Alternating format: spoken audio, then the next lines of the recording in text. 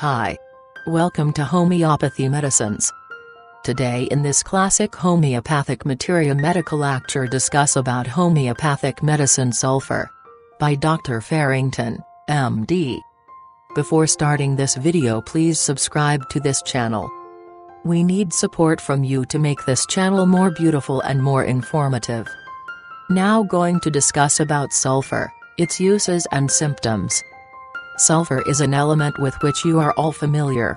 You must be careful if you prepare the medicine yourself, that you obtain it perfectly pure.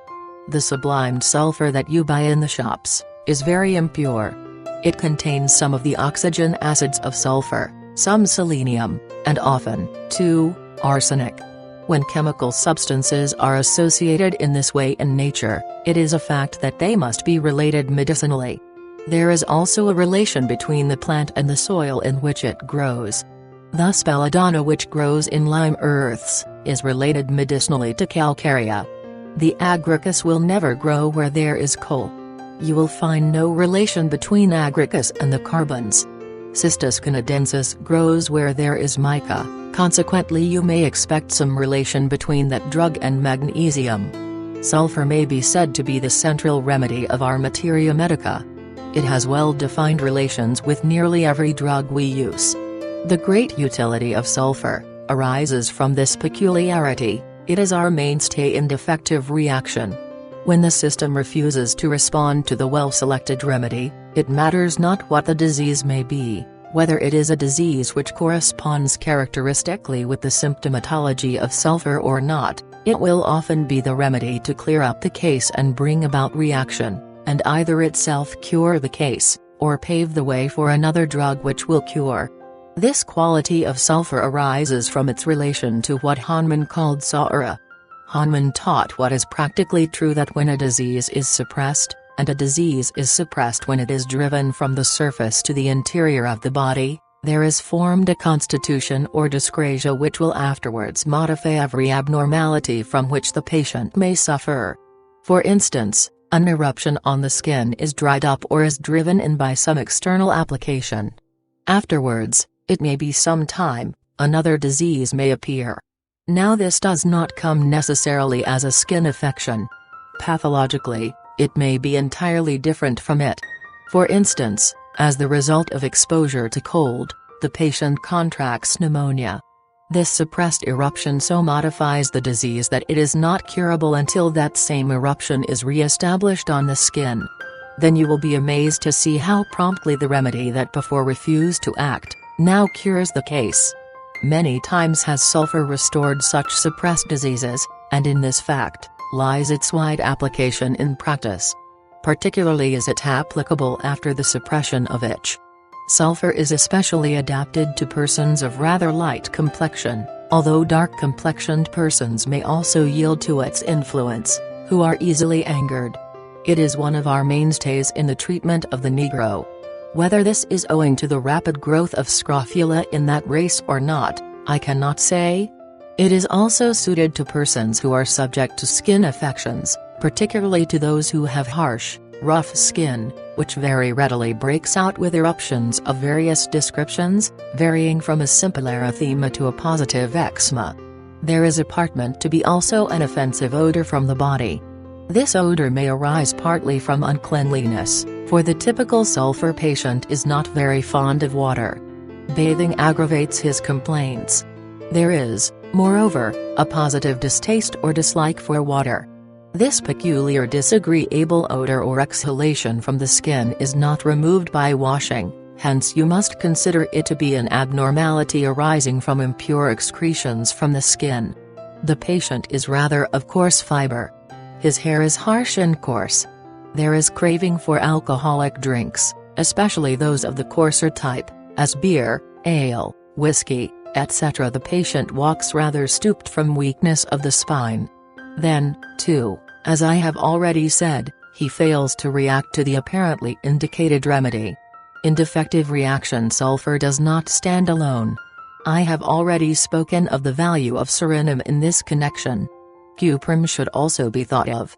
We also have laurocerasis in chest affections, particularly in diseases of the lungs which do not respond to treatment, valerian and ambergris in nervous diseases, and carbo-veg, particularly in abdominal affections and in the collapse which is marked by cold breath, cold knees, etc. Now let me speak of the action of sulphur on the circulation.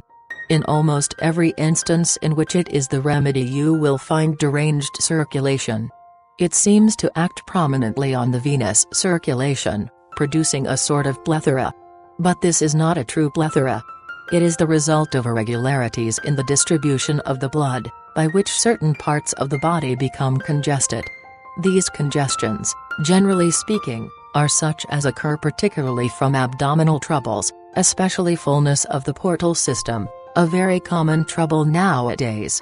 Especially is sulphur indicated in plethora that has arisen from sudden cessation of an accustomed discharge, particularly a hemorrhoidal flow.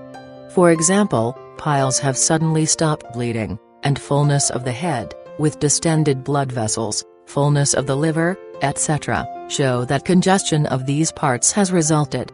Sulphur will, in these instances, ease the congestion and restore the accustomed discharge.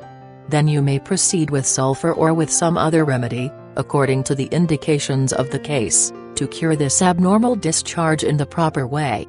The congestion of the head, for which sulphur is indicated, is accompanied by roaring in the ears, hence there is congestion about the auditory nerves, redness of the face, this symptom being worse in the open air and better in the warm room. The head feels heavy and full almost to bursting. The patient feels worse when he stoops. Sulphur is frequently indicated in congestion of the chest with or without hemoptysis. There is great difficulty in breathing. The patient feels oppressed and wants all the doors and windows opened. These symptoms are accompanied with violent palpitation of the heart, that organ trying to compensate for the increased supply of blood to the thoracic cavity. If I may be allowed to use the expression, there is too much blood in the heart. The blood rushes into that organ and is not removed by its contractions rapidly enough. This is a very common symptom indicating sulphur, and especially calls for it when the patient is disturbed at night with sudden rush of blood to the heart, with violent palpitation, gasping for breath, feeling as if the patient would suffocate if fresh air is not obtained. These symptoms may also be experienced during the day from ascending a height or from exercise where the heart is called upon to do extra work. Often the patient feels as if the heart was too large for the thoracic cavity. As further evidence of the irregular distribution of the blood in sulphur, we have redness of the various orifices of the body. This symptom is very characteristic of the remedy. The lips are of a rich red color. This symptom often indicates sulphur in pneumonia, scarlatina, dysentery and anemia. Redness of the ears may be noticed even when the rest of the body is not abnormal in color. With this last indication, sulphur has often prevented earache in children. With this indication it has often prevented erysipelas. We also find this redness along the borders of the eyelids, giving them an appearance as if they had been painted. We find redness at the anus, with soreness of the part. That symptom is particularly useful in the diarrhea of children. The child screams with pain when the bowels are moved. That symptom alone may frequently lead you to decide that sulphur is the remedy. The same symptom is also true of the vulva, which is found to be red. Another and very common expression of the irregularity in the circulation is flushes of heat. It is not particularly the flushes of heat that occur at the climacteric for which sulphur is indicated, but it is the flushes of heat which may occur in any disease and do occur during convalescence. The flush is followed by more or less moisture, which gives relief. To be purely characteristic of sulphur, this is often associated with other symptoms, such for instance as sensation of heat on the top of the head. The feet in such cases are apparent to be cold and the patient complains of weak feeling in the epigastrium, this being especially worse in the forenoon from 10 to 12. While you often cure flushes of heat with sulphur when this symptom is absent, you never fail if you have this heat on the top of the head, cold feet, and sinking feeling in the epigastrium.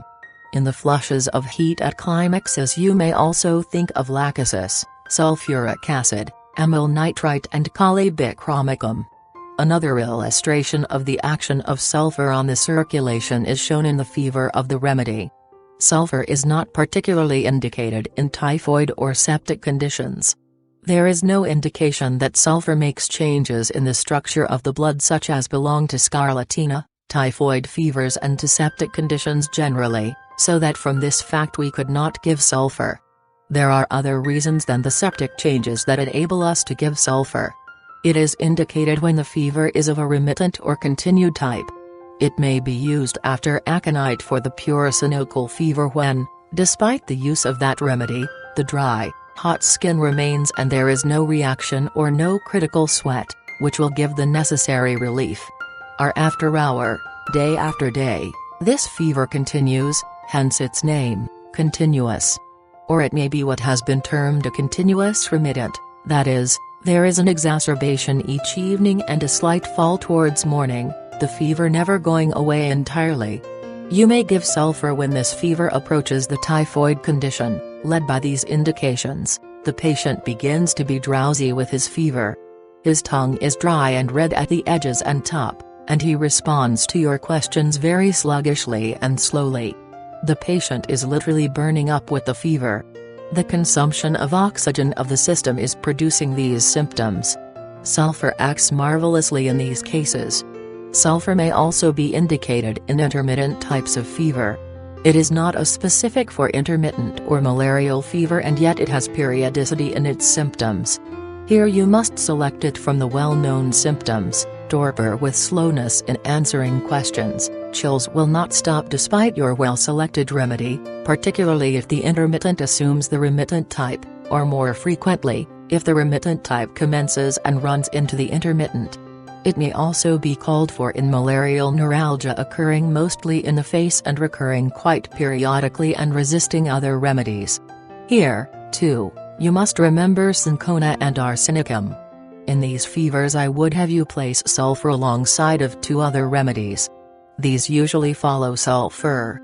In their symptomatology they suit a more advanced case than does sulfur. These two remedies are baptisia and arsenicum. Baptisia typifies a fever which is decidedly typhoid in its tendency. The case is a decidedly worse one than that calling for sulfur. The torpor does not stop with this sluggishness in responding to questions, but it goes on to stupor, so that the patient even falls asleep while answering you. The tongue becomes of a brown or blackish hue down its center and swords form on the teeth. The discharges from the mouth and from the bowels have an offensive odor. The face has a besotted look, the blood is actually decomposed from septic poisoning. Copyright R from the prolonged high temperature. Arsenicum suits inflammatory fever further advanced than that calling for either sulfur or aconite. It has some symptoms which remind you of the latter remedy, notably restlessness, full bounding pulse, hot dry skin, anxiety and fear of death, yet beneath all these symptoms, there is evidence of profound tissue changes. The inflammation is going on to destruction of the parts involved, whether the disease be typhoid fever or a simple inflammatory affection from cold, as in gastric catarrh. The symptoms are aggravated after midnight. There is burning thirst with tendency to drink little and often, or burning thirst with refusal to drink water because it aggravates these symptoms, especially the burning like coals of fire in the part affected. With all these symptoms the brain may remain perfectly clear. Next, we come to the consideration of the action of sulfur on the lymphatic system, including under this head the glands and the vessels themselves. Sulfur is our mainstay in scrofula, which is, as you know, an affection involving this lymphatic system. It is the prince of remedies here. It is especially useful in the very commencement of the disease, when its first evidences are presented, particularly in patients having the temperament which I have already described to you as characteristic of the sulfur patient. The patient sweats about the head particularly during sleep. There is a marked tendency to eruptions such as crustulacta, boils and, in older children, acne. In the case of children, the head is large in comparison with the rest of the body. The fontanelles, particularly the anterior, remain open too long from defective osseous growth. There is tendency to bone affections, to caries and particularly, in early childhood, to rickets and to curvatures of the spine. The child has a voracious appetite. This it expresses by greedily clutching at all that is offered it, whether edible or not, as if it were starved to death. There is defective assimilation. Glands are so diseased that while sufficient food is taken into the system, it is not appropriated to the nourishment of the body, so that the child is always hungry and yet emaciated. The child looks shriveled and dried up like a little old man, the skin hangs in folds and is rather yellowish, wrinkled and flabby. All these are precious symptoms for the exhibition of sulphur. You may occasionally have to use sulphur in the beginning in a sort of negative condition. You are certain from the majority of symptoms that you have a case of scrofula, and yet no particular remedy appears to be indicated. Then you should give sulphur, which develops the symptoms and shows you what you have to contend with. In marasmus of children you may give sulphur when many of the symptoms already mentioned are present. The child is ravenously hungry, especially at 11 a.m. Now, in regard to this 11 o'clock hunger, I would say that if you want to use sulphur successfully in these cases, you must also have these symptoms present: hunger at 11 a.m., heat on top of the head and cold feet. If you have these three symptoms present, sulphur never fails you. If there is heat on the top of the head alone, you must think of calcarea or phosphorus. Another affection of which I wish to speak under the head of the lymphatic system is tuberculosis. Not that I wish to say that scrofula and tuberculosis are identical, but that the lymphatic vessels have considerable to do with the spread of tubercle. Sulphur is a valuable drug in tuberculosis, no matter what part of the body it may invade. It is especially useful in tubercular hydrocephalus. Here it has done good work, not in the third stage, when the case is nearly hopeless, but in the commencement of the pathological process, when there are violent convulsions, sudden flushing of the face, the child cannot hold its head up from weakness of the cervical muscles. The child wants to lie with its head low. That symptom expresses a great deal, because when the head is low, there is less effort of the neck required to hold the head up. The child cries out in its sleep. Often, on falling off to sleep, there is sudden jerking of one or both legs. It cries out in sleep as if frightened. The face is red and the pupils are dilated.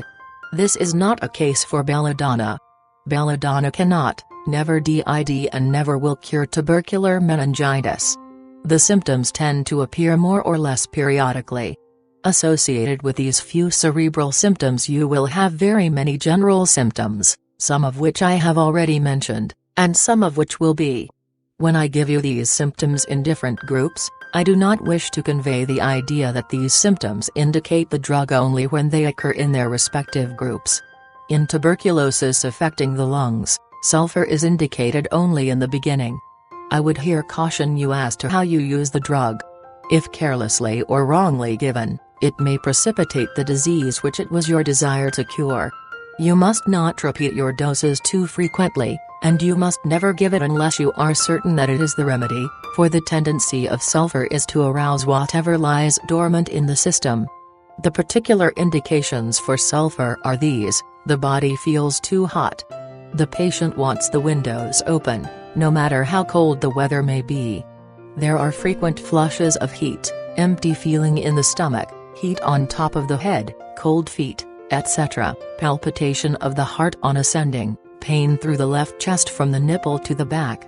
Now you may, in this condition, give sulphur as high as you choose, 1, 2 or 3 doses, and await results. Watch your patient carefully, and in many instances a cure will result, but not in all. In tuberculosis affecting the mesenteric glands, sulphur is indicated by the symptoms that I have already mentioned under emaciation and scrofula. You may also find sulphur indicated in hip joint disease, and in white swelling, both of which are probably of tubercular origin. You will be aided in your selection of the drug by the general symptoms. In these tubercular troubles you may compare with sulphur, calcarea austrium, and phosphorus. Both of these remedies are suited to scrofulous children, generally after sulphur. They are indicated more by the general character of the patient than by the brain symptoms alone. All three remedies, as you know, have the same imperfect growth of tissue. The sulphur patient is apparent to be thinner than the one of Calcarea austrarum, but Calcarea especially suits a fat, flabby, apparently well-nourished child. The paleness and the softness of flesh show you that the growth of fat has been obtained at the expense of other tissues. The sweat of the sulphur patient has an offensive odor. With Calcarea, the sweat is on the scalp and is cool. Calcarea phosphorica gives you these symptoms. There is tendency to emaciation rather than obesity. The abdomen may be large, but is more apparent to be flabby. The fontanelles, especially the posterior, remain open too long. Still another remedy is apis. You know that apis is one of the best remedies in tubercular meningitis. It is very similar to sulphur. Both remedies are indicated in cerebral symptoms arising from the repercussion of some eruption, sulphur, if it is a chronic eruption, and apis, if it is an acute one. Even here, they collide. The best distinction to make is this: apis is indicated when there is well-marked effusion on the brain, the patient cries with a piercing shriek. Then, again, the restlessness of the two remedies ought to be compared. With sulphur, the patient does not sleep at all, or it starts up from sleep suddenly, or sleeps in cat naps. In apis, we have this picture: the child is sleepy, it suddenly awakes from sleep with a shrill cry, it may be wholly or partly conscious, it is sleepy, but cannot sleep. Sulphur acts as powerfully on the nervous system as it does on the circulation. It affects the brain, producing first some alterations in the functions of that organ. For instance, it may be useful in hysterical states, when the general symptoms of sulphur are present. When the patient has the insane idea that she is very wealthy, she tears up her clothes regardless of the consequences, she plays with and examines old soiled rags with pleasure, evidently regarding them as objects of beauty.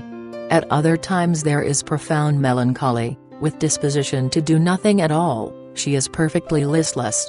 This is not the indifference of phosphoric acid, but the listlessness or torpidity that is very common in hypochondriasis.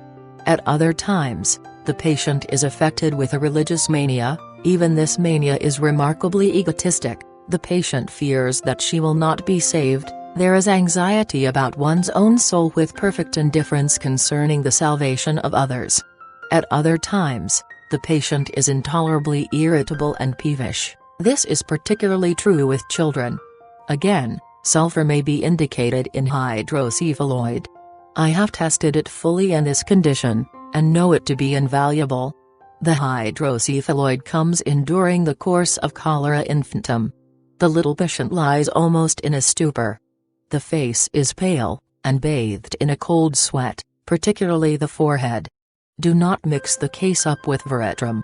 The eyes are half open, and you find the pupil reacting very sluggishly to light.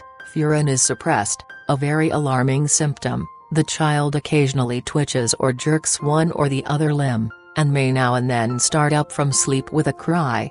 That is a condition in which you will find sulphur to act like a charm, and that, whether the diarrhea continues or not, there is no remedy which can take its place. There is not in the case the violent rolling of the head, the suffused face, or the crying out of belladonna, nor is there the creencephalic belonging to apis, but there is a group of symptoms peculiar to sulphur.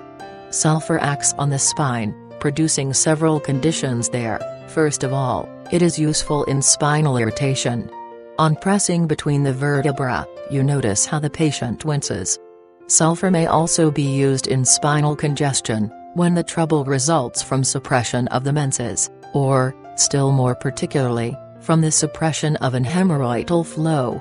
The back is so sensitive that any sudden jarring of the body causes sharp pains along the spine. There is dry heat, particularly in the small of the back, and this is often associated with cold feet. We also find it indicated in paraplegia, or paralysis of both legs. Sulphur has produced this, and it can cure it. I do not think that sulfur is well indicated in far advanced cases resulting from either sclerosis or softening of the cord or from chronic inflammation of its meninges, but it has done good work in paralysis of both legs with total retention of urine, and numbness extending up to the umbilicus. When the urine is drawn by the catheter, it is found to be turbid and highly offensive. Now sulfur must be given persistently in these cases. I must say that it will not always cure, for many cases are incurable, but it will cure some cases in which the central cause of the trouble is not so chronic, and in which the alterations in the structure of the cord are not so profound but that they can be removed. General weakness of the spine, not classed under any particular name, has been sometimes cured by sulfur. The patient has the characteristic stooped appearance of sulfur. The chest feels empty and weak, it tires him to talk, there is weakness in the epigastrium during the forenoon. We may also use sulfur when these symptoms occur during convalescence from various acute diseases. We next have to speak of the action of sulfur on the muscles, ligaments, tendons, and joints. Sulfur is indicated in acute and chronic rheumatism, particularly the latter, when the inflammatory swellings seem to ascend, that is, they begin in the feet and extend up the body. The pains are worse in bed, and at night. The patient uncovers on account of burning heat of the feet. Especially do we find sulfur useful during the course of acute inflammatory rheumatism for that annoying symptom, jerking of the limbs on falling off to sleep. We may also use it in synovitis, particularly after exudation has taken place. Sulfur here produces absorption, and very rapidly too, particularly in the knee. We come next to study the action of sulfur on the serous membranes. I have already spoken of its use in tubercular meningitis, so I now speak of its action on the pleura. We find sulfur indicated in pleurisy, particularly when you have that sharp stitching pain through the left lung to the back, worse lying on the back, and worse from the least motion. It is also useful in cases that refuse to respond to the well-chosen remedy, particularly when there is well-marked pleuritic effusion. Apis is also to be thought of in this condition. In peritonitis, sulfur is indicated more by the general symptoms than by those directly referable to the affected part itself. We next come to the action of sulfur on the mucous membranes. Here we will consider its use in catarrhs and pneumonia. We find sulfur indicated first of all in conjunctivitis.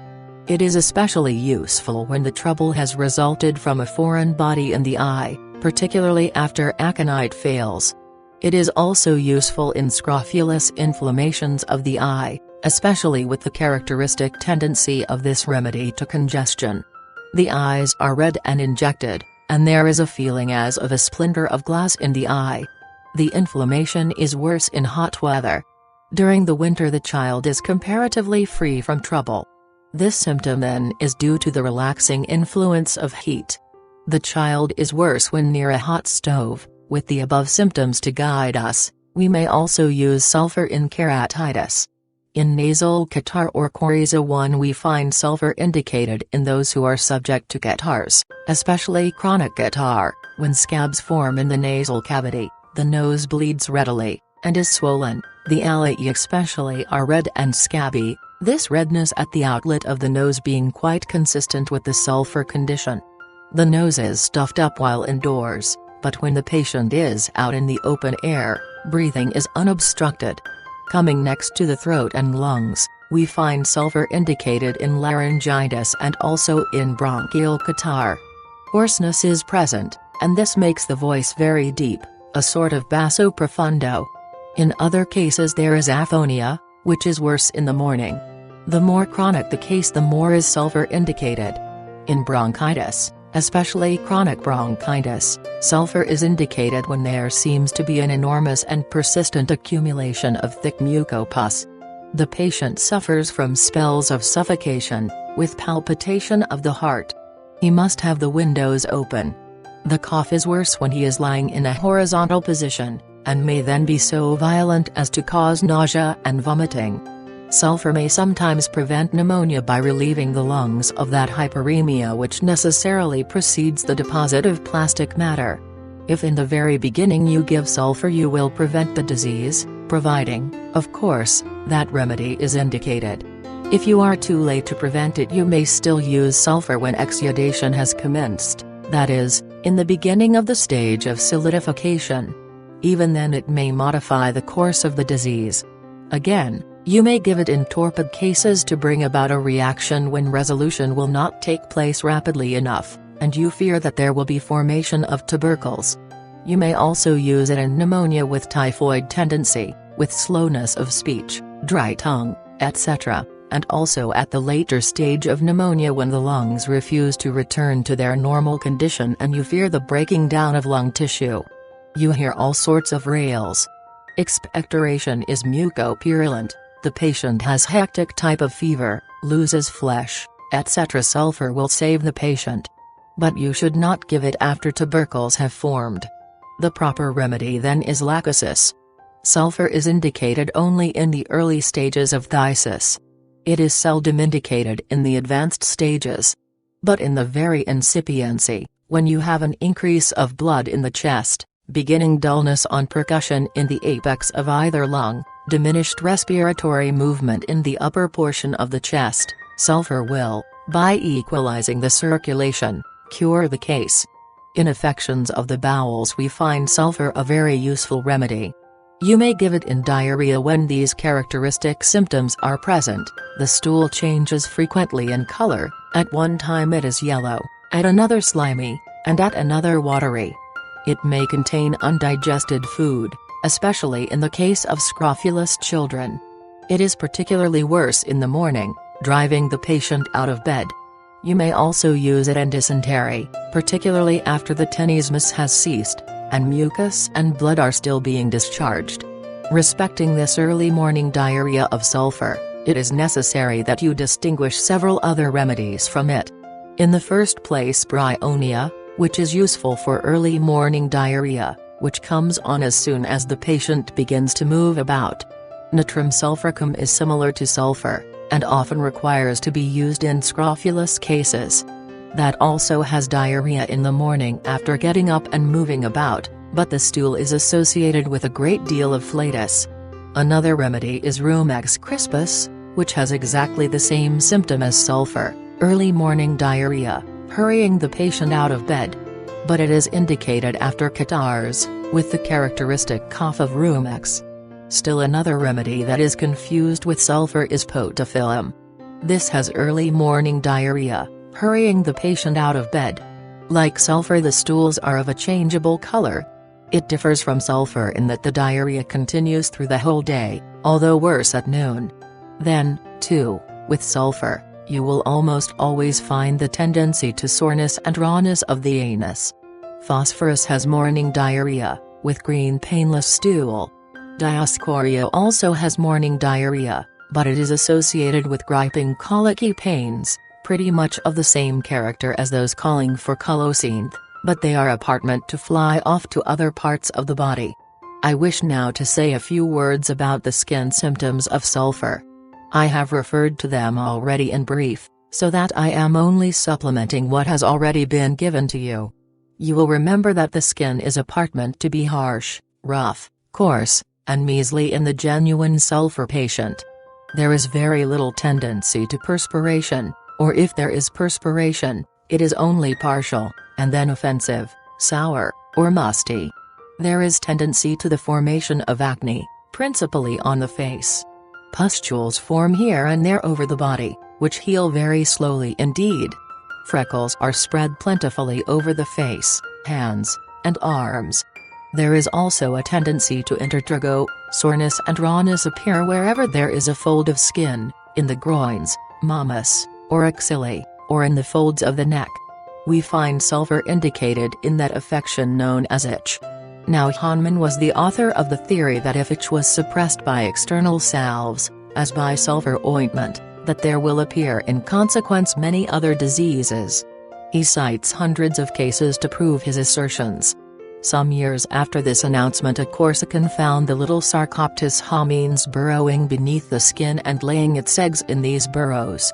He showed this to be the cause of the itch and then thought he had effected the complete destruction of the Sauro theory. But there is another side of the story.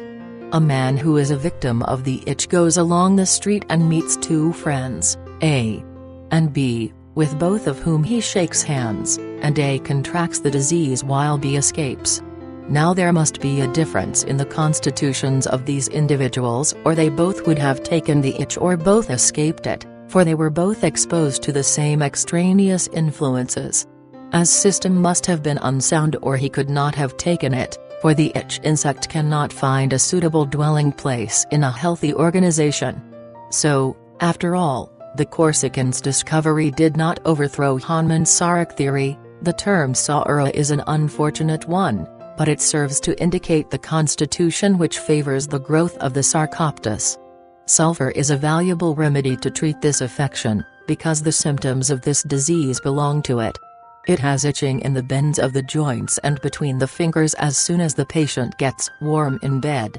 The skin becomes rough and scaly, and little vesicles form. As the disease progresses, you find occasional pustules appearing here and there over the eruption. Now, in order to rid your patient of this Sarcoptes, wash the parts thoroughly in warm water with soap, and then have him rub the skin thoroughly with a common crash towel. Then apply the oil of lavender, which will kill both the eggs and the fully developed insect without suppressing the disease. Then you may give sulphur internally. If sulphur has been used externally and the itch suppressed, you may have other remedies to choose from. Give mercurius when pustulous and eczematous eruptions complicate the case. You may give sepia, particularly when constitutional symptoms appear. There are occasional large and well-formed pustules which develop into an impetigo. Causticum is especially useful when itch has been suppressed by ointments of either mercury or sulphur. I next wish to say a few words about the action of sulphur on the digestive apparatus. Sulphur is useful in disorders of the stomach, liver and intestinal canal.